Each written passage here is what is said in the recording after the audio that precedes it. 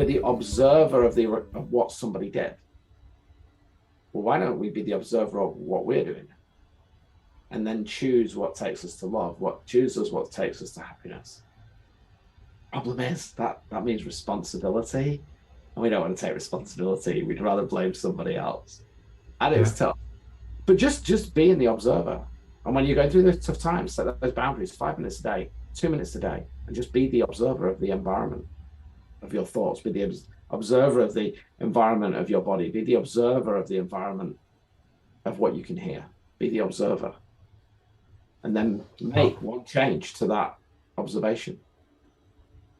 It works. Work of art, Marcus.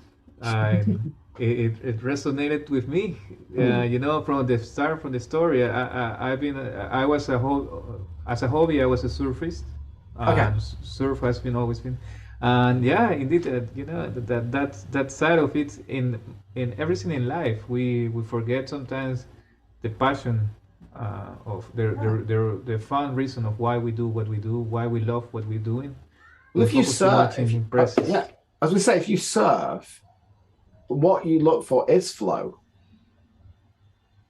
And I kayak, so I can use a bit of an analogy here, is that if we resist the flow, it will flip us. Yeah. If we observe the flow and use the flow, then we can create. Would you agree? If you're surfing, you're observing how is the water moving underneath me?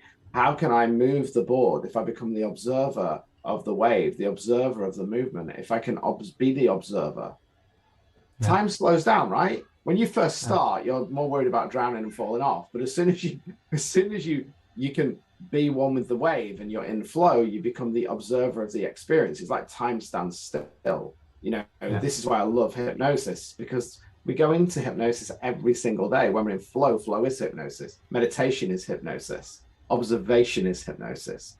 It's just going inward to look outward. Correct. Indeed. Just to think about it, you know, that even not going those really early lessons that we get in life from that kind of sports is that when you are putting too much stress on just the objective and not really the experience of it. The experience, basically, those were the days that you could spend hours and hours and not getting no results at all.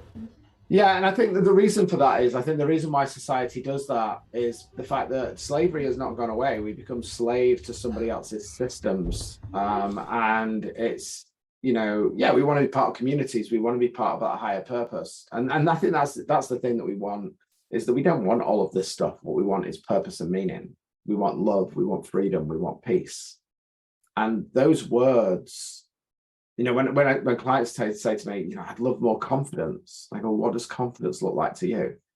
You know, I just want people to do, I am enough. What does that mean?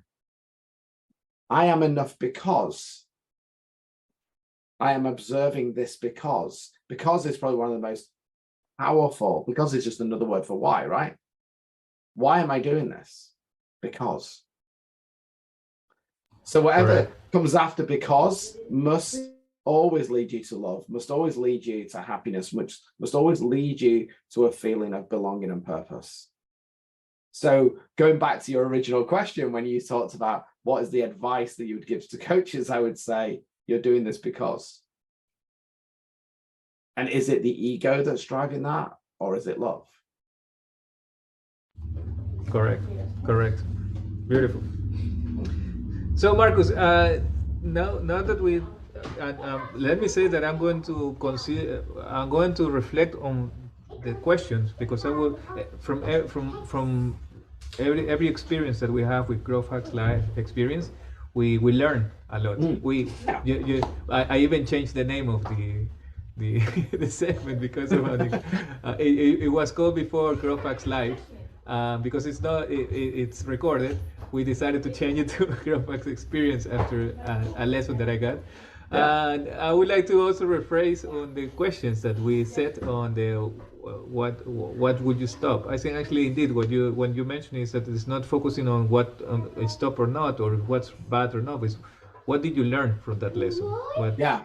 What is what you learned from those lessons? Can you tell emotionally that when you don't put that kind of linear black and white and you go, what can I stop doing and what can I start doing? That's very linear, it's very narrow. But when you go, what did I learn and what experiences do I want to bring in? What you then get is multiple avenues and multiple options. Why choose one path when there are many? And this is then listening to the universe flowing through you. Everything is energy and you're creating energy. So why create one strand of energy when you can create multiple strands of energy? And why not look at your paradigm from several different angles? I mean, a good example is if you were to describe, obviously, if this is on the podcast, you won't see this, but I'm holding up a remote control and it's the black back of the remote control. It's black. And you go, it looks like a remote control. It's made of plastic. It's black. And I went, yeah, but Juan Carlos, what about all the buttons on the other side and the colors? And you went, well, I couldn't see them. I went, yeah, because you only chose to look at it from one angle and one direction. And that's the nature of our paradigm, right? We're not linear. There's lots of facets to us, and that energy within us is continually changing. So again, it's how can I look at the environment differently? How can I see that from a different angle? How can I look at the opportunities in that? You know, if I'm going to go a bit crude now, apologize, but if I was to say to you, the word, sorry, I'm going to swear, shit, muck, crap, right? You go, ugh. But if you want to grow beautiful strawberries, what do you plant them in? You plant them in horse manure. Oh, yeah, yeah. So your crap can either, you can lie in it and stink, or you can use it for growth to fuel. You know, in Africa, you know, they dry cow dung out and use it to create fire. Yeah. So it's how can I use this experience rather than being the experience? How can I use this experience to grow? And that's the biggest growth hack, is to say, in my environment, not woe is me, how can I use this? Because by me understanding how I can get from here to here, that's now a survival guide for somebody else. Yeah. And the great thing is everybody else's journey is different. So as a coach, there's billions of people on the planet who have probably got a similar environment to you. So now you can say, well, this is how I did it. Tell your story. Tell your learnings. So by saying, what can I learn from this? You're actually getting data. Yeah. You are your data. Yeah. And yeah, other people will bring awarenesses in. That's why working with the coaches, I've got several coaches, and I've just taken on a new coach now. And the insights that my new coach has given me are just little moves, little small moves. But those little small moves can have a massive impact. Just one small insight can shift everything. I quote Rich Litvin. But yeah, one small move can change everything.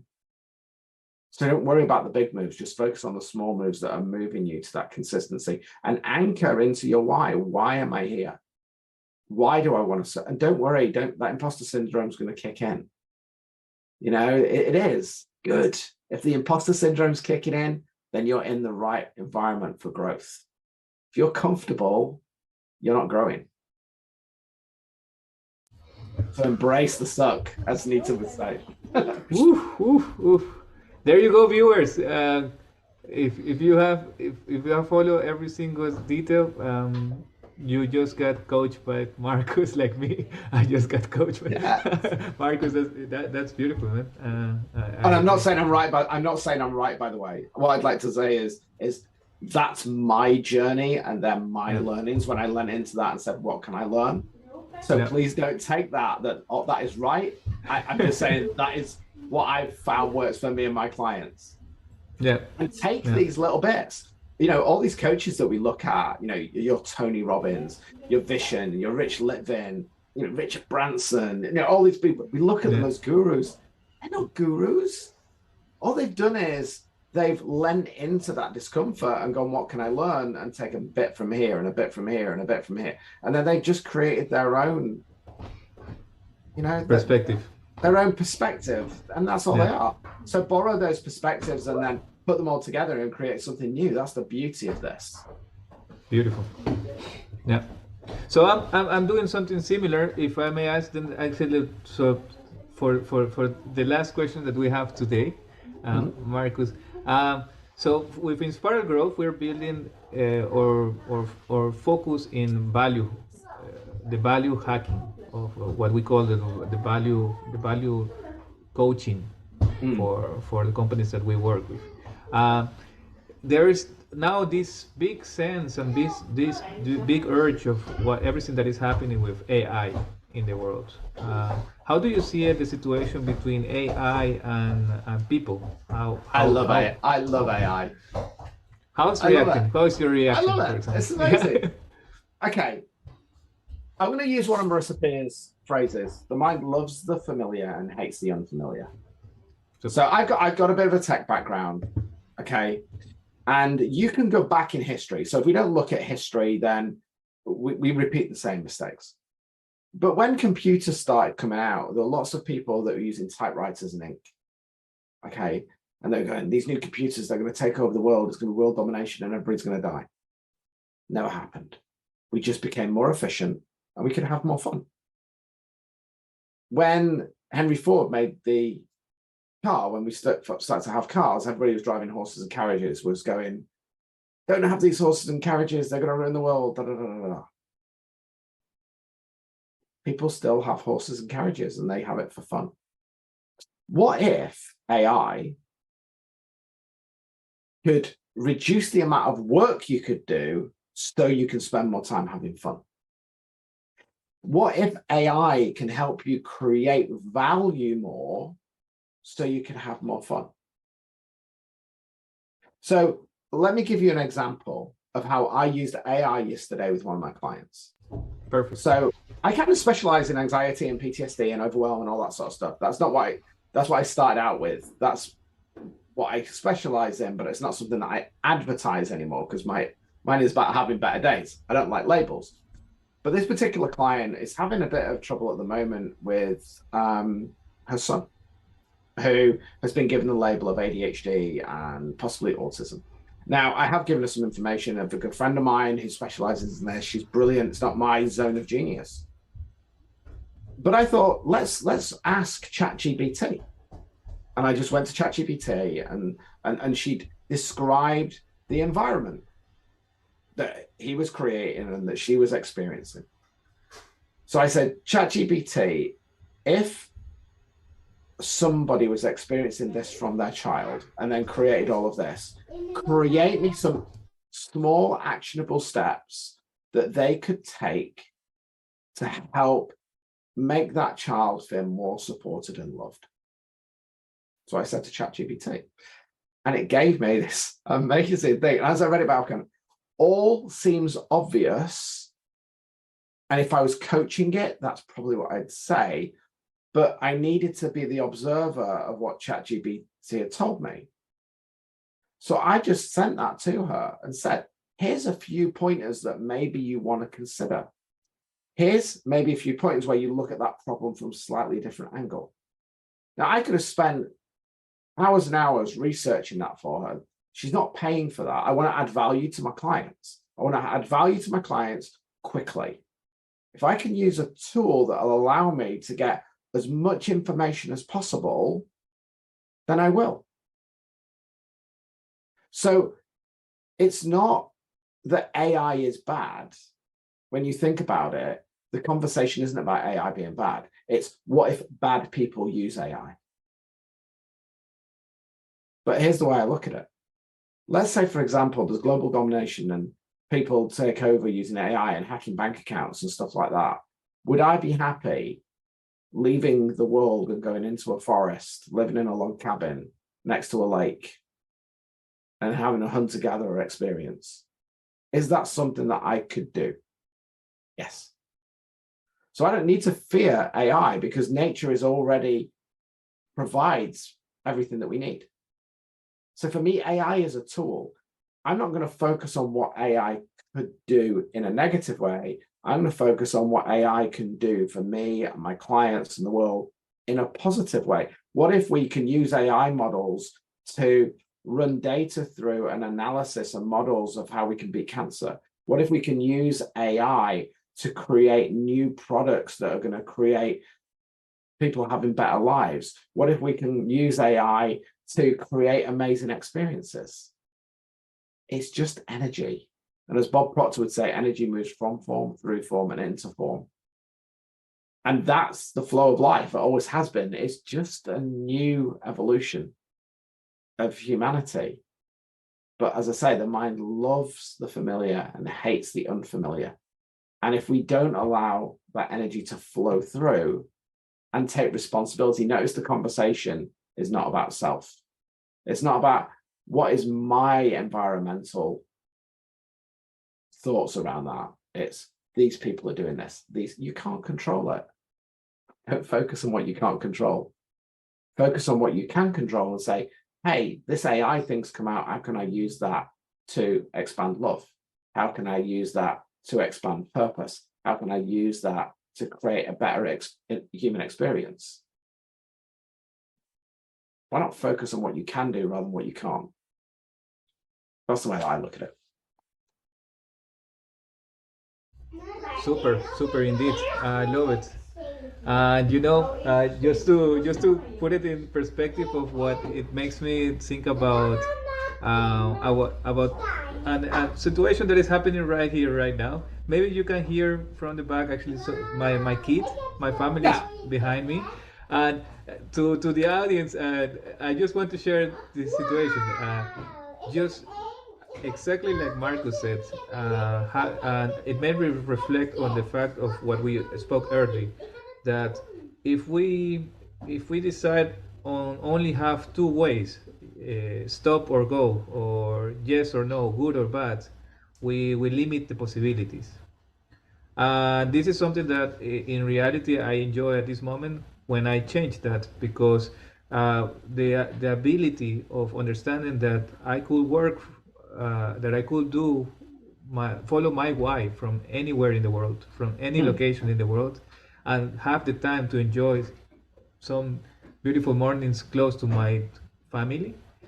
That was a game changer for me, which resonates to this and resonates to all these tools that we are using for communication. Yeah, and let's use that as, let's look at that from an ego perspective.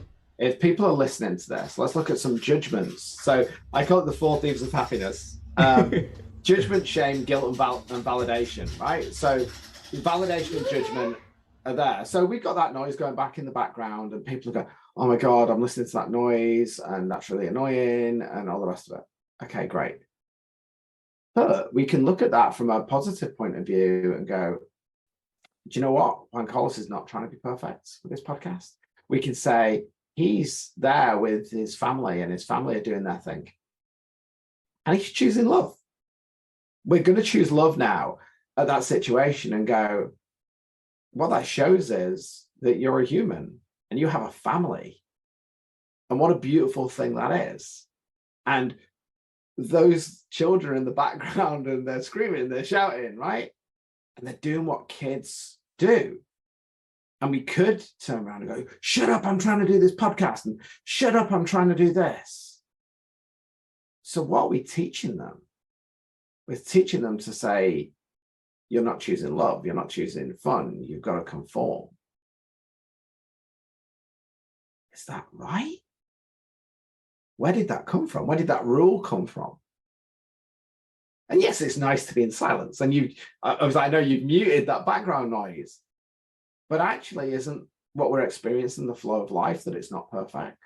And maybe if we stop doing that, and instead of looking at our environment and going, this isn't perfect, going, do you know what? This is just life flowing, and I'm not going to resist that. I'm just going to accept it. So if we just say we're just accepting that that's there, does it take away from the podcast, or does the opportunity to discuss that add to the podcast? So what we've done there is we've used the experience to learn something. Does that make sense? So that's, I think the universe has brought us that experience for a reason. Yeah. You know, the universe is always conspiring for us. Our body and our mind is always there to want to help us. But what we do is we put blocks on that based on other people's opinions. And I'm not saying that I'm right. But maybe the experience that has been created today with some of that background noise is maybe to tell us maybe we should be more childlike, maybe we should have some more fun, maybe we should just flow with life. Flow with life. And get over ourselves. Maybe that's the lesson. Wonderful. Wonderful. Marcus, it has been quite an experience indeed today. I've loved it, thank you. As the name said, you made every word of this segment come alive. Thank you for every moment, Marcus. And I hope everyone actually is enjoying it as much as I have. And Marcus, if I may ask you, please, if you could share how people could get in touch with you best. Yeah, so I'm pretty active on Instagram. That's where I kind of hang out. So at Marcus A. Matthews on Instagram. I am on TikTok as well. Don't do as much on TikTok. I should do. Same thing. At Marcus A. Matthews. I'm on LinkedIn. That's Marcus-A. Matthews. My website is makeyourlifecount.co.uk. And yeah, you may see me on a few Mind Valley things and Marissa Peer things all over the place, but Instagram's the main place that I hang out. So yeah, come and join me on there. And I try to share my ramblings on Instagram every now and again. So yeah, come and join me over on Instagram. Will do. We will make sure that actually we share all the information necessary, all the information of your website and of your channels in this video as well. Marcus, I wish you a wonderful day and rest of the week.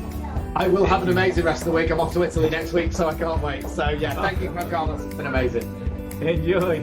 Ciao. Bye. Bye.